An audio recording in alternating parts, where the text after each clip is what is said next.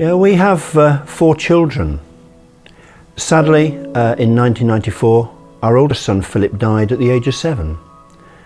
That year we had just 2 children with us. Philip was 7, his younger brother Ian was 3 3/4.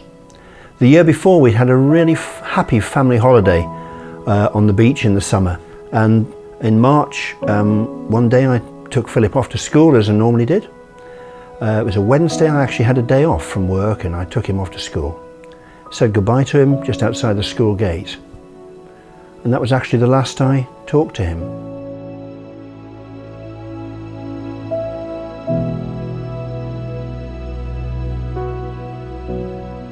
We went shopping that day, and quite unusually for us, we turned up at the school playground to pick him up in the afternoon a little bit early. We were met by a member of staff in the playground who told us to come quickly because Philip wasn't well. He'd just become unwell at the end of the day, in the last playtime of school.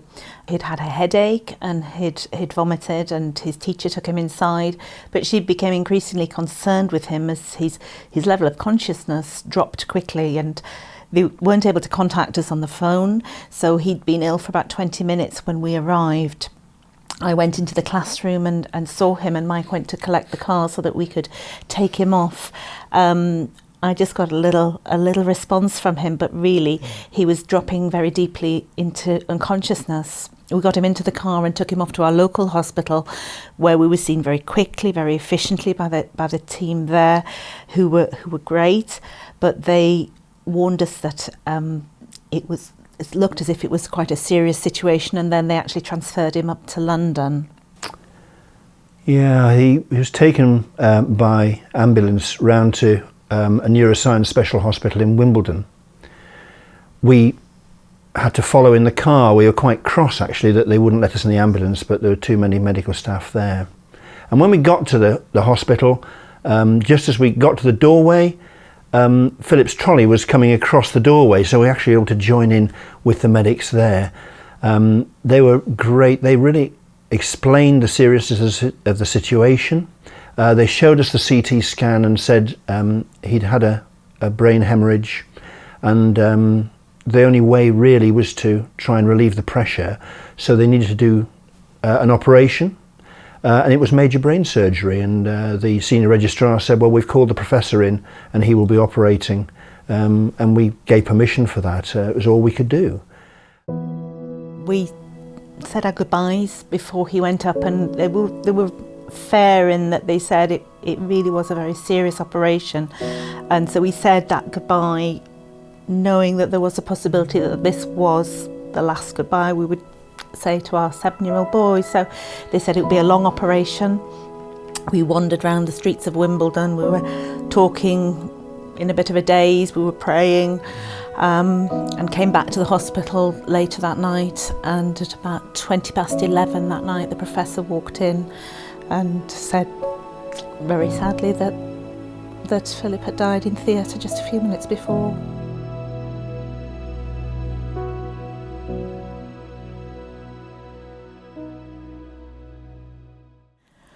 Next few days were a complete blur really. The house was usually full of people, lots of cups of tea, lots of conversations, lots of tears.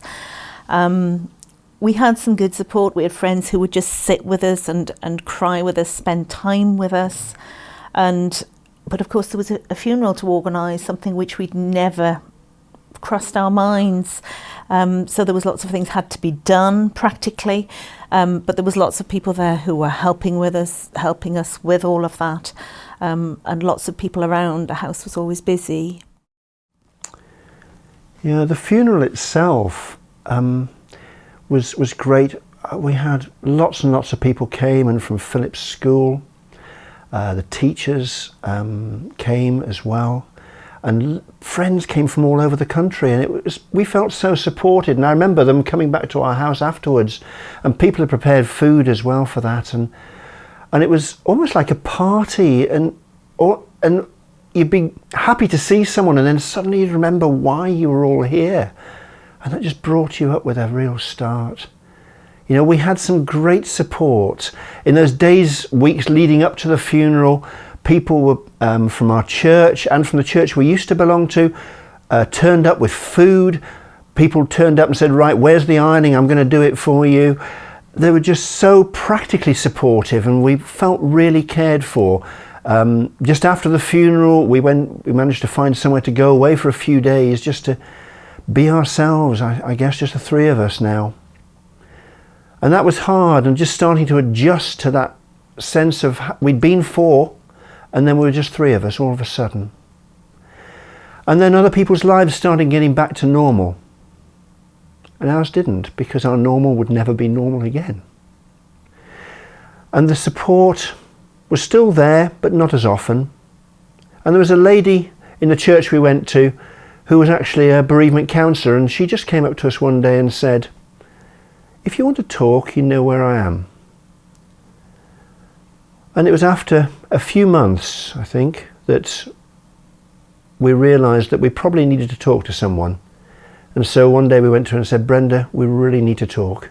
And that was great, because she gave us time individually, because we weren't always feeling the same things at the same time, and she talked to us together, and she was there just to listen. We didn't have to ask her anything, and it was really good. It was just our time to unburden, really. Not all the support was good, because not everybody knows what to do. So there were insensitive things said. There were things which we were hurt by at the time. Looking back now, we understand people don't know what to say. They don't know what to do. Most people have not dealt with the death of a child, and particularly for our families. Of course, they were hurting too. They were missing a grandson, or missing a nephew, and they were seeing us in pain. So it was really hard for them as well. But at the time, you don't understand what other people's pain, and even with friends, close friends, it was very hard for them. They missed seeing Philip, and they saw us in pain. It was difficult for our families too, that they all lived a long way away, most of them about 300 miles away, so they couldn't just be there for us. But we did have friends around us who cared for us and supported us, which was great. We lived where I worked, where I ran an outdoor activity centre, and we actually lived above the office. After Philip died, they gave us 3 weeks compassionate leave, but I had to go back to work. And that was quite a welcome distraction in many ways, but there was one day I remember going home for lunch, and just putting my foot on the stairs leading up to our flat, and on the second step it was as if a wave of sadness suddenly came rushing down the stairs and hit me, and I suddenly remembered what situation we were in, and that really hurt. Whereas for me, I just felt as if I could never escape from that pain. That wasn't out of the home working at the time. I'd been used to having two boys around, one of them at school, one of them at home. And so I felt it was like a dull ache there all the time. And I was supposed to be going out to school, and at 3 o'clock, I would know it was 3 o'clock, but I wasn't going to school anymore. So my whole routine of my life had changed. And I sometimes envied Mike for going out to work, because I felt as if he could escape, whereas I felt I could never get away from that pain. Yeah. We tried ever so hard to support each other, and when on days when one of us was feeling a bit better, that was okay. We could support the other one who was feeling down. But it was the days when we both felt down and something caught us and we just couldn't cope with each other, and that was really hard. And the person who was talking to us and supporting us weekly suggested that we just needed to separate a little bit, not to separate in our marriage, but just to get out of the flat. And we were fortunate enough to live in the middle of a wood, so it was really uncomfortable for me as a man. I wanted to protect my family, I wanted to protect my wife, but when I felt I just couldn't cope with Kath's grief because I was dealing with my own, I needed just to get out and have a walk in the woods. And there was a particular 250-year-old oak tree that took a lot of abuse from me, I think. Funnily enough, they've chopped it down since then. I don't think that was linked, but it was great to be able to do that and just take that time on my own to process how I was feeling and to pray, to actually sometimes shout at God and talk to God about it, because I needed to do that. I needed to process my own grief. And then, having done that, I would be in a bit of a better position to go back in and support my wife and support my surviving child. I went out in the woods as well and appreciated the space and somewhere where we could shout and kick the leaves. But also I had some good friends. I think as women sometimes we just need a coffee and a friend who'll give us a hug and some love. So I did have a few good friends who would just spend time with me, let me cry and let me talk and just spend time with them. About a year and a half before that, Philip had said to me one night when he was just about to go to sleep, "Do you know what I want to do when I get to heaven, Dad?" I said, "No, what do you want to do, Philip?" He said, "I want to ride on a lion." And for us that gave a lovely picture of heaven, with this small boy clinging onto a lion's back, racing across a grassy plain. And when the professor came in and told us that Philip had died, we both looked at each other and said, "He's riding his lion." Whilst that was a good picture, it still didn't take away that devastation, that shattering experience of our son being gone forever. A little blonde-haired 7-year-old boy who was full of life and energy, who loved to ride his bike and climb trees and do all the things that boys did, that suddenly he was gone from our life forever. And that was just so hard to take in, what the long-term impact of that might be, of having to go back home, of having to tell family, friends, of having to tell his 3-year-old brother that he wasn't going to see his big brother again. When we knew Philip had been taken ill, a friend had looked after his younger brother Ian, and so we went to see Ian, and telling our 3 3/4-year-old that his big brother had died was one of the hardest things I've ever had to do. We are both Christians, and as such we believe that Philip's in heaven, and that of course gives us the hope and the joy that we will see him again, but it doesn't in any way make the pain of living without him any less. So we still miss him, we still have that agony of the gap that he leaves in our hearts. Of course, all that's quite a few years ago now. Philip would be in his 20s, Ian is now in his 20s, and we've since had 2 other children who are in their teens.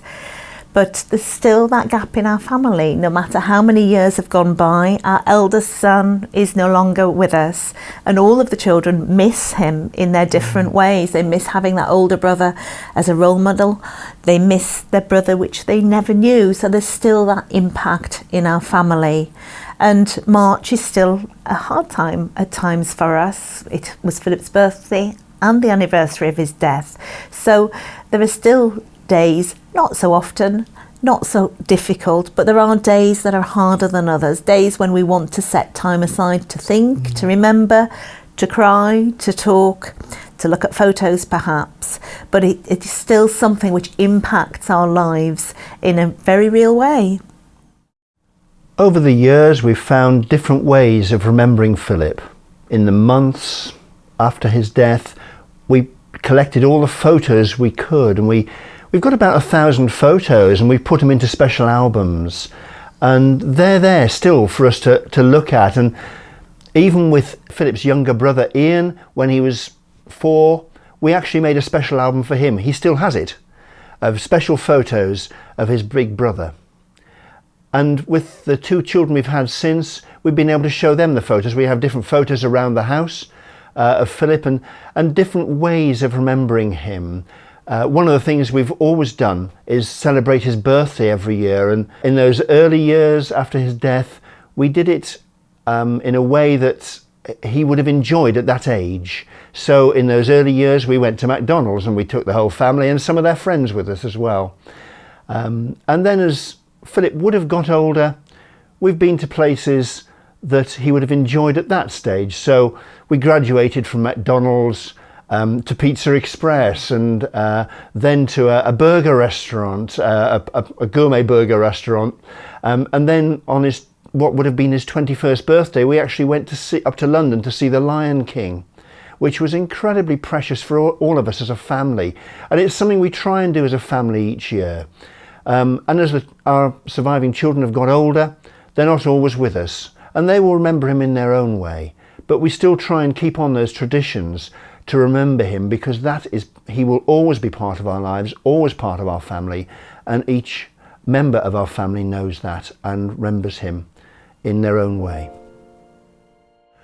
When Philip died, we knew that life would never be normal again. And it took months to start even finding a way forward in many ways.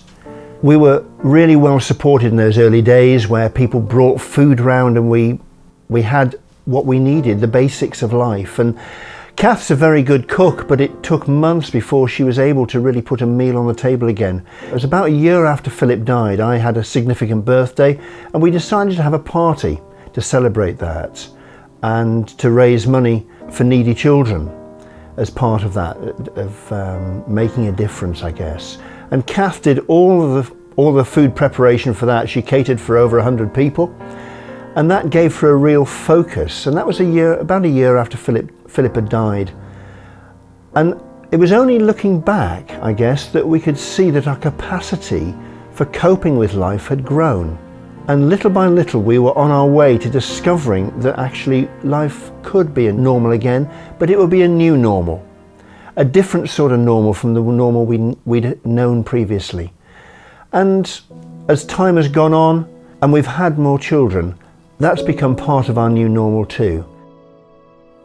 Just a few days after Philip died, there was a couple of strangers came to visit us. We didn't know them at all, but they'd lost a son a couple of years earlier, and that was really significant for us to see somebody living, walking, breathing, even smiling, whose son had died, and we'd never met a bereaved parent before. In 1997, so 3 years after Philip died, Care for the Family ran just a one-off event for bereaved parents, and as soon as I saw that advertised, we booked onto it because that just seemed really important to meet with somebody else who knew what we were going through.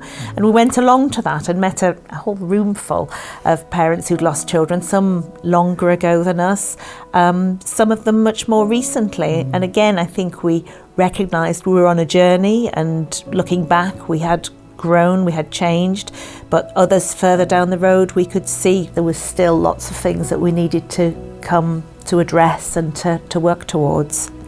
Yeah. As a result of that weekend, we had a reunion the following year, and as a result of that, coming out of that, we were asked if we'd be volunteers with a telephone befriending service that Care for the Family were thinking of setting up.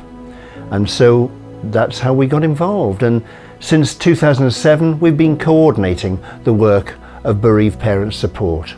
And of course, some of the parents who we're supporting, who may just come onto our website, we may never meet, we may never know.